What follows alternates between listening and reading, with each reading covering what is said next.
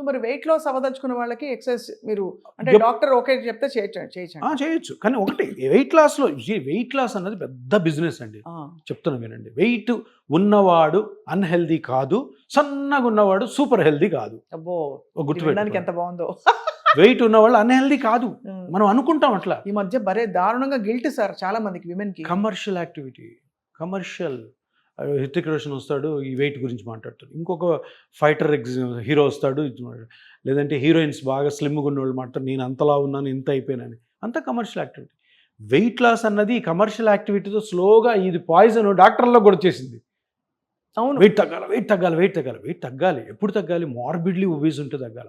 మామూలుగా ఉన్నవాళ్ళు కూడాను పెళ్ళిళ్ళు అయిపోయి చక్కగా ఏదో ఉద్యోగం చేసుకున్న వాళ్ళు కూడాను నేను సన్నగా అయిపోవాలని ఈ ఎక్సర్సైజ్లు, జిమ్లు అనవసరంగా పోయి వేరేవే కొత్తగా తెచ్చుకుంటున్నారు. ఆ లిగమెంట్ టేర్లు, మోకాళ్ళు అరిగిపోవడాలు. తప్పకుండా పిఆర్పి గురించి అందరూ తెలుసుకోవాలి. జనరల్ పబ్లిక్, డాక్టర్లు కూడా తీసుకొని ఇది దాని ప్రాపర్ అడ్వైస్ తీసుకొని ప్రాపర్ డాక్టర్ దగ్గర చేసుకోండి. ఎక్సలెంట్గా ఉంటారు.